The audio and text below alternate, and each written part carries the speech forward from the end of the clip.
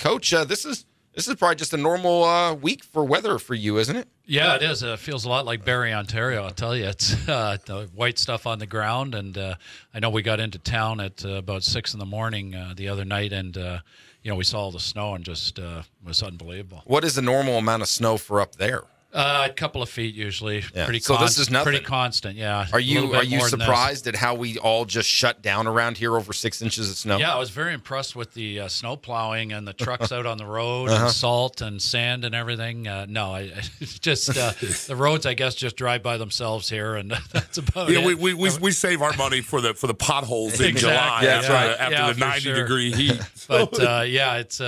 I was just amazed by the amount of shutdown in the city. You can't even find a grocery store or anything to go to. Yesterday was like a ghost town. So, couldn't get anything done on my day off yesterday except huddle down and watch a movie. So, it's been kind of strange. Well, you guys come off a 3-game weekend road trip over in Greenville and in South Carolina. Unfortunately, no wins out of that road trip. But again, some close games, which seems to be has been happening more frequently, that you're only losing by maybe 1 or 2 points. Things that you took away from the weekend that you can build on going forward. Well, the biggest problem for us in the weekend was bodies. And, we brought 2 kids that we thought could play, and they skated Thursday in Greenville and found out they couldn't play. So we were down to 12 players, and I think we had 11 by game time because somebody got hurt at the start of the game. So we went down to 7 forwards and 4 defensemen, and most teams are playing with 10 and 6. And not to make excuses, but our guys were whipped, especially our defensemen going out every second shift and playing about 30 minutes of ice time. A lot of the forwards played a lot, and the first game we were right there, but it got away from us in the third, and they scored some goals. We ended up losing 6-2. The next night was a closer game, 5-3. They scored an empty net goal. And then Sunday, really, when we were absolutely, totally wasted, we ended up with a 3-2 loss, which felt like a win at that point because playing with so few players. And, all I can say, the positive I took out of it was the effort of the guys. And the guys showed up. They didn't complain. They didn't use excuses. And they went out and gave it the best they had. And Dreger has played every game and has been a trooper in net. And, we found out this morning that Dreger is going to Ottawa.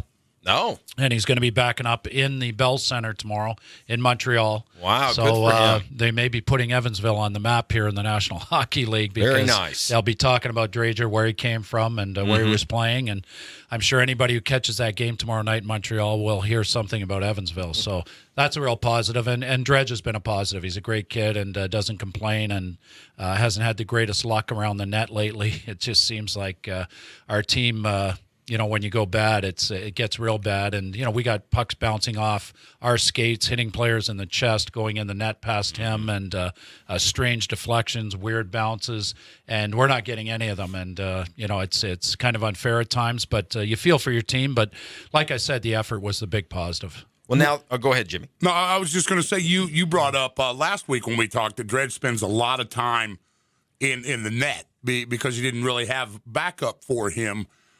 So that plays into, I'm sure, a fatigue factor as the season goes on.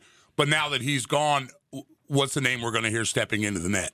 Well, right now we're on the search, and we're looking for. There's a kid named Eric Levine who played in Peoria early in the year with my son, and my son knows him, says he can play, and we're trying to get a hold of him. He is available. Hopefully, we tried to get some other guys that are backing up for other teams and not available right now. And, the Southern Pro League's the next place we'll go to try and find a guy if Levine can't do it. So, but we need somebody to play goal tomorrow night, and it could be Brent, who's been backing up with us, or it could be somebody we bring in. You interested, Jimmy? Oh, no. No. Trust me on that. No, You wouldn't even need it to ricochet or deflect off it. They can shoot from goal to goal, and it's going in, man. Straight in. Yeah. I have no stop at all. No, unless it hits me, I'm not going to hit it. I can tell you that. Fort O'Brien, ESPN Evansville 1053 and online ESPNEvansville.com, sitting down for our weekly discussion of Evansville IceMen hockey with their head coach Al Sims. And back to the injury issue, and again, you guys are shorthanded. Do you mind, or do you pay attention to the number of minutes guys are playing? Because I know, like in the game of basketball, there's a some guys you and it's a different sport, but you kind of, some coaches, you want certain guys to play X number of minutes. Is that the same case in hockey? And are you past that point where it's just whoever can get out there and play, just play? We'll figure it out as we go along. Yeah, I think we're getting some guys back and getting some guys healthy, but I agree with you. At this point, this past weekend, we were just looking for guys who weren't out of breath that could go out there for the next shift. And like I said, the guys played hard and did their best and represented themselves well. The other coaches said, "I can't believe how hard you guys played. You only had 12, 13 guys and." They're to be commended and stuff. So we heard a lot of positives about our team and about the guys who are here and still playing. And, the 9 guys who are out, 2 of them from concussion are going to be back tomorrow night. So Bo Driscoll and Daniel Savo will play tomorrow night on defense, which we badly need. So that'll take us up to 6 defensemen. Also, somebody who's been out for quite a while, Hobbs, will be playing tomorrow night, and he was flying today in practice. And, so this is going to be a real boost for the team. And I think just having a different netminder behind them, may help the guys and, give them a fresh look. And, we're looking to have 16 guys on the ice, and the guys are looking forward to it tomorrow night. And, hopefully we get some results. Talking to Evansville IceMen head coach Al Sims, what's been the mentality of the team through this, seeing that there's only been 3 wins, I believe, over the last month? Not that I want to keep bringing that up and rubbing it in by any means, but obviously, they're, like you said, they're going out and playing hard. You're getting comments from other coaches talking about how impressed they are that you guys are playing hard despite having the depleted roster. Are the guys that are out there playing, they understand that we still got to go out and do our job? But, I mean, is that part of their thinking, like, good, we've only got X number of guys? Yeah, I think the losses, adding up, gets to everybody and not just the coach. I think every player feels it after every game and, they want to do something about it. And, the biggest thing for me and the toughest thing for me right now is just to stay positive. And, try to get them to stay positive and give them hope every time I walk in that locker room to, tell those guys that, hey, we can win this hockey game and here's how we're going to do it. And make them believe that, yeah, we've got a shot here, even with 12 or 13 guys, we can do it. And we almost did it on Sunday night. But, the guys, for the most part, have bought in and, they're very positive and cheering each other on from the bench. And, those are all good signs that there is some frustration. I know Frazzy gets frustrated sometimes, bangs his stick and stuff, but, it's just because he wants it so bad and wants to help the team win so bad that, he's that way. But, a positive that came from last week was Frazzy coming up to me. And, most of the players in this situation who are better players on the team, the Wongs, the Lukens, Frazzys, a lot of them, probably look at this time of year as a chance to get out, maybe get to a playoff contending team and a chance to play for a championship. And, to their credit, none of them have come up to me and said anything about asking for a trade or getting out of here. And Frazzy came to me and said, "Did you hear from my agent?" I said, "No, I hadn't, but a lot of people have been calling about you and wondering if you're available." And he says, "Well, I just want you to know I don't want to leave Evansville. I want to stay in Evansville. I want to play in Evansville. I want to be part of next year in Evansville.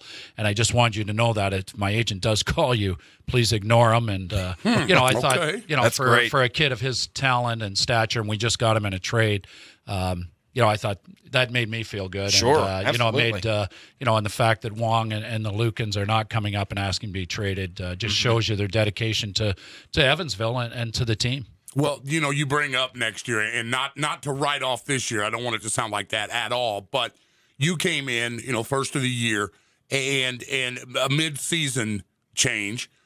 Are you seeing, like you said with Frazzy, and are you seeing some guys that it's already in your mind? Give me a training camp and give me a full off season to work with these guys. We're going to be solid next year. Yeah, I think I'm already making plans on, who's going to be here and who's not going to be here. And after seeing these guys for a while in the next 20 games is definitely going to tell me who I want and who I don't want. But I think you're going to see a pretty big roster changeover, probably at least 16, 15 new guys that haven't been to Evansville or maybe have been in the past. But, we're going to make changes and try and bring in players that my type of players and players that compete and, not that these guys aren't, but it's just we got to turn the page. And, I'm just this season is, we've got 25 games to go or whatever we have to go, but we're going to do our best to win every hockey game. But, I'm starting to get excited already about having my own team and being able to recruit my own team, and having Josh Bolia help me, obviously, as an assistant, and, we're looking forward to it. Josh is pretty sharp, isn't he? Yeah, he is. Josh is a great kid,